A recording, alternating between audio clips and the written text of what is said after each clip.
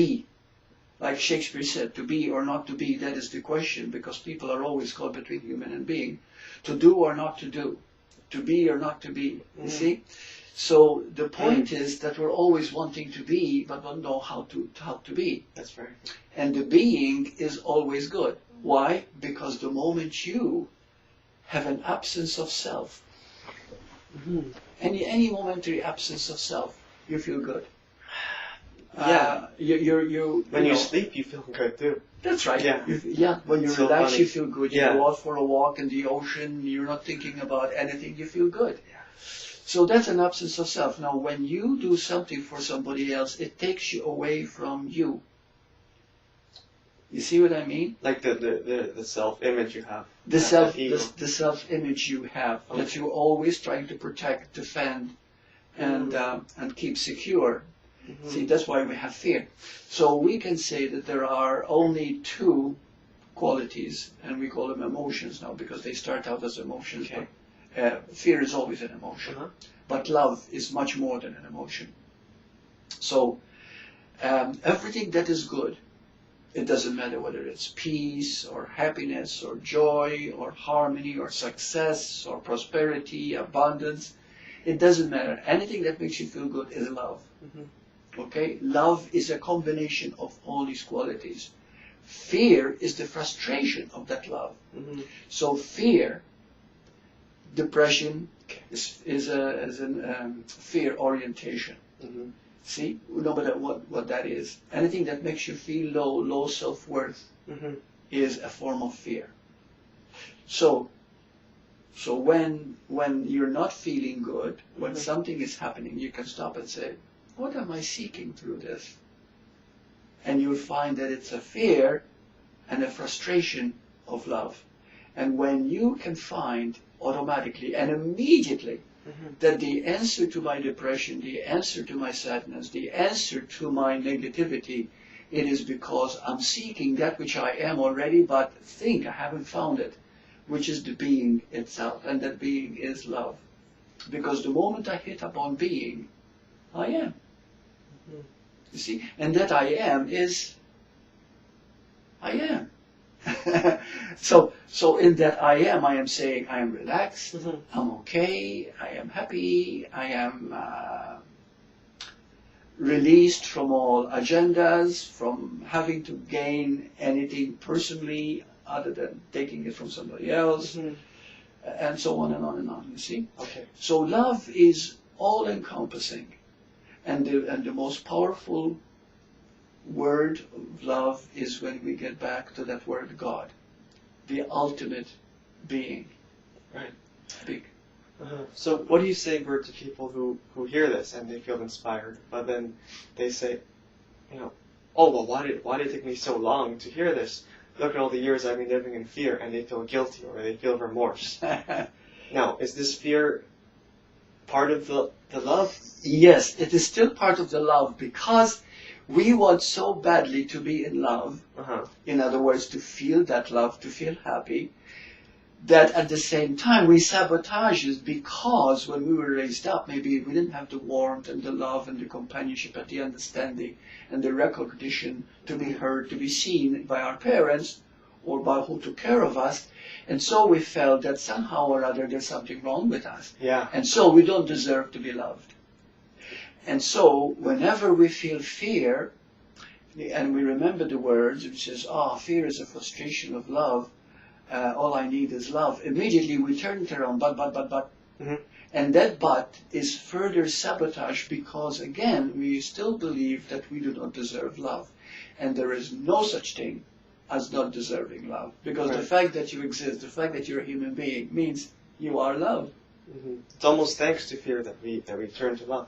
Yes, and fear, that's right. And so when fear comes, but it is something that you keep repeating over and over. Right, so you learn eventually. Again, so that eventually you learn it. Next time you have a fear, once you've done this for quite a while, you see, and then you say, oh, a fear came.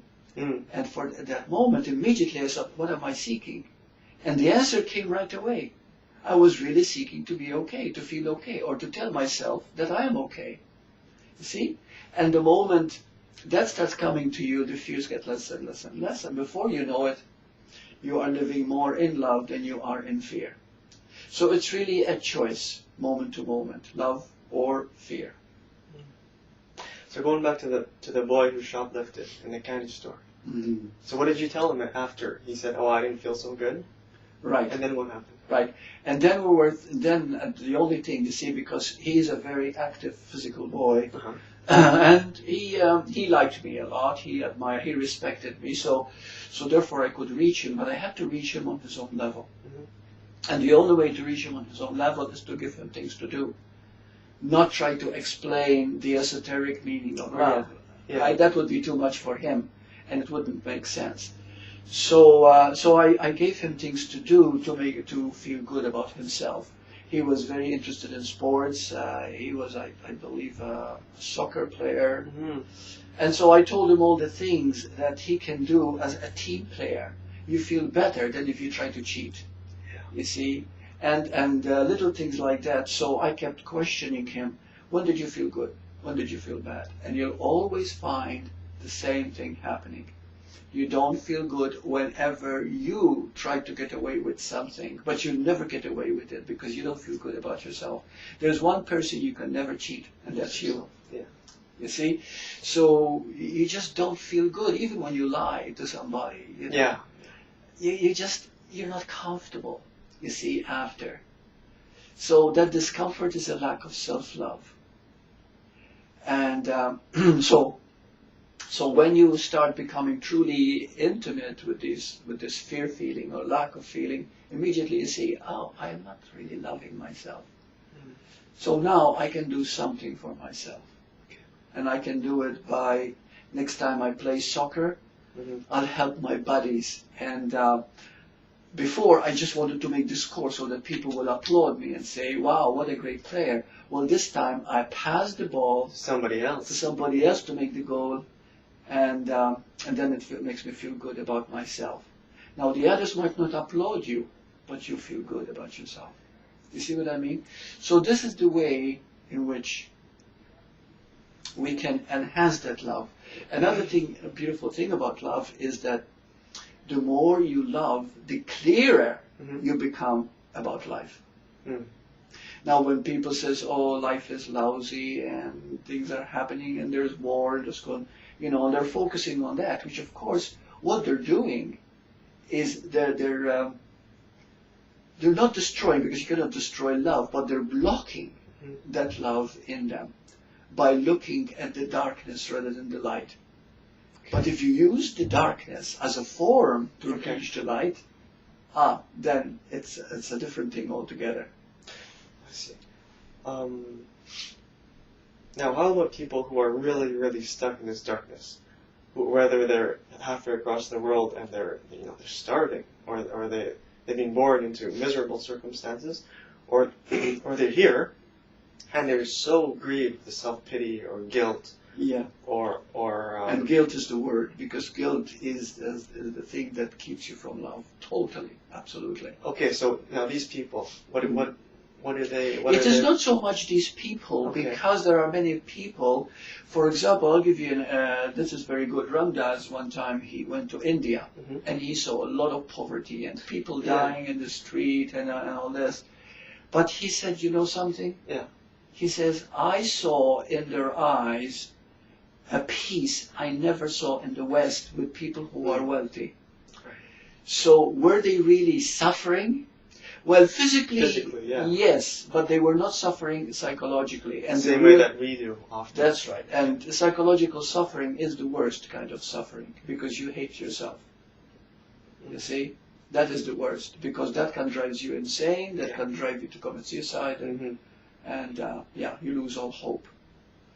Right. So are these people really suffering?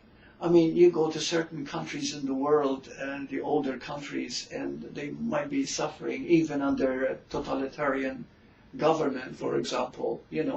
They're having their family put in jail, or because you don't agree, or whatever.